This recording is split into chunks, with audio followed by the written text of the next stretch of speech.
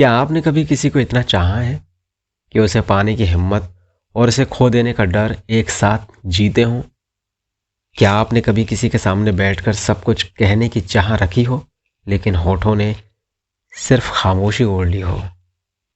धर्मवीर भारती का गुनाहों का देवता इसी खामोशी की कहानी है। यह उपन्यास मोहब्बत के इजहार का नहीं, मोहब्बत को टालते जाने का दर्द है। यह कहानी है चंदर और सुधा की, जहां प्रेम था, समर्पण था, लेकिन निर्णय नहीं था। और शायद हम में से बहुतों ने कभी न कभी यही गुनाह किया है। आइए आज स्वर्णिम साहित्य पर उस प्रेम की बात करें जो गुनाह नहीं था, लेकिन जिसे गुनाह बना दिया गया। कभी कभी जिंदगी हमें किसी मोड़ पर ऐसे खड़ा कर देती है जहां मोहब्बत सामने होती है और समाज, संस्कार, डर सब पीछे खड़े होकर सवाल पूछते हैं। धर्मवीर भारती का उपन्यास गुनाहों का देवता इन्हीं सवालों का सबसे खामोश, सबसे गहरा और सबसे दर्दनाक जवाब है। यह कहानी है चंदर और सुधा की, एक ऐसी मोहब्बत की जो कभी गुनाह नहीं थी, लेकिन जिसे हर किसी ने गुनाह समझ लिया। चंदर एक साधारण सा युवक जो इलाहाबाद की गलियों में किताबों और सपनों के साथ जीता है। वह तेज है, संवेदनशील है और सबसे बड़ी बात, वह जिम्मेदारी से डरता नहीं, लेकिन मोहब्बत को नाम देने से डरता है। सुधा एक पढ़ी लिखी, सुलझी हुई और भीतर से बेहद कोमल लड़की। वह अपने पिता प्रोफेसर शुक्ला की संस्कारों से भरी दुनिया में रहती है। उसकी आंखों में प्रेम है, लेकिन आवाज में संकोच। इन दोनों के बीच जो रिश्ता बनता है वह किसी ऐलान से नहीं, किसी इजहार से नहीं, बल्कि खामोशियों से पनपता है। चंदर सुधा के घर आता है, पढ़ाई के बहाने, संवाद के बहाने, और कब ये मुलाकातें दिल की आदत बन जाती हैं किसी को पता नहीं चलता। यहां मोहब्बत छूने में नहीं, देखने में नहीं, समझने में है। चंदर सुधा को चाहता है, लेकिन भीतर कहीं यह डर बैठा है कि अगर इस प्रेम को नाम दे दिया तो यह टूट जाएगा।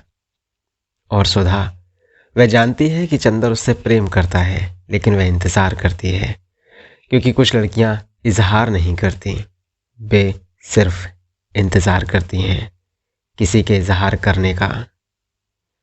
समस्या तब शुरू होती है जब समाज इस रिश्ते को अपने तराजू पर तौलने लगता है। चंदर की आर्थिक स्थिति, उसका भविष्य, उसका योग्य होना, हर चीज पर सवाल उठता है।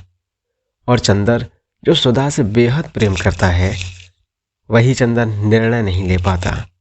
वह सुधा को छोड़ना नहीं चाहता, लेकिन उसे अपनाने की हिम्मत भी नहीं कर पाता। यही चंदर का सबसे बड़ा अपराध है। समय गुजरता है और सुधा की शादी तय हो जाती है। यहाँ लेखक धर्मवीर भारती जी कोई नाटकीय दृश्य नहीं रचते, कोई चीख पुकार नहीं, बस एक खामोश टूटन है। सुधा मान जाती है, क्योंकि वह अपने पिता का विश्वास तोड़ने का साहस नहीं रखती। और चंदर, वह विरोध नहीं करता, वह लड़ता नहीं, वह सिर्फ देखता रहता है। और यहीं से गुनाहों का देवता जन्म लेता है। सुधा की शादी के बाद चंदर बाहर से सामान्य दिखता है, लेकिन भीतर कुछ टूट चुका होता है। वह नौकरी करता है, शहर बदलता है, लोग बदलते हैं, लेकिन स्मृतियां नहीं बदलती। और सुधा, वह एक जिम्मेदार पत्नी है, एक सभ्य बहू है, लेकिन भीतर से अधूरी। उसका प्रेम किसी और के नाम हो चुका है, लेकिन दिल अब भी चंदर का है। कहानी का सबसे मार्मिक हिस्सा तब आता है जब सुधा बीमार पड़ती है। वह आखिरी बार चंदर को बुलवाती है। यह मुलाकात किसी प्रेम कथा का सुखांत नहीं, बल्कि जीवन की सबसे निर्दयी सच्चाई है। सुधा चंदर से कोई शिकायत नहीं करती, कोई आरोप नहीं लगाती, वह सिर्फ पूछती है, अगर उस वक्त तुम बोल देते तो क्या सब कुछ बदल जाता? और चंदर के पास इस सवाल का कोई जवाब नहीं। अब वह समझता है कि प्रेम को बचाने के लिए कभी कभी समाज से नहीं, अपने डर से लड़ना पड़ता है। वह गुनहगार नहीं था, लेकिन वह साहसी भी नहीं था, और यही अधूरापन उसे जीवन भर सजा देता है। गुनाहों का देवता असल में प्रेम कहानी नहीं, बल्कि निर्णय न ले पाने की कहानी है। यह उपन्यास हमें सिखाता है कि सबसे बड़ा गुनाह किसी को छोड़ देना नहीं, बल्कि उसे चाहकर भी उसके लिए खड़े ना हो पाना है। धर्मवीर भारती ने बिना किसी उपदेश के हमें यह बताया है कि प्रेम में खामोशी कभी कभी सबसे बड़ा धोखा होती है। यह किताब आज के युवाओं के लिए और भी ज़्यादा प्रासंगिक है, क्योंकि आज भी कई चंदर हैं जो परिस्थिति के नाम पर अपने प्रेम से पीछे हट जाते हैं, और कई सुधाएं हैं जो इंतज़ार करते करते समझौता करना सीख लेती हैं। गुनाहों का देवता हमें रुलाता तो है ही, साथ ही हमें भीतर से खाली कर देता है। यह कहता नहीं कि प्रेम अमर है, यह दिखाता है कि प्रेम नष्ट कैसे होता है, और शायद यह इसकी सबसे बड़ी सुंदरता है।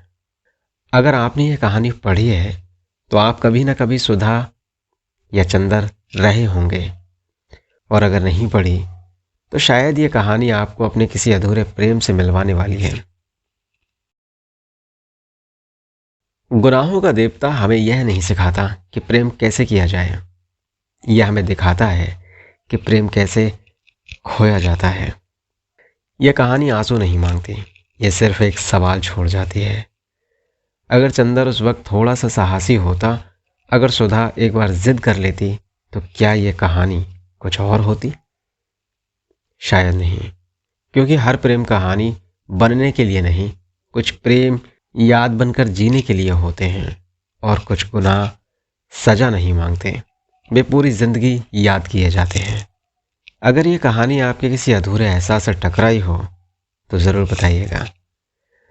स्वर्णिम साहित्य के साथ इस खामोश प्रेम को महसूस करने के लिए धन्यवाद, क्योंकि कुछ किताबें बंद करने के बाद भी खुली रहती हैं, और गुनाहों का देवता उन्हीं में से एक है।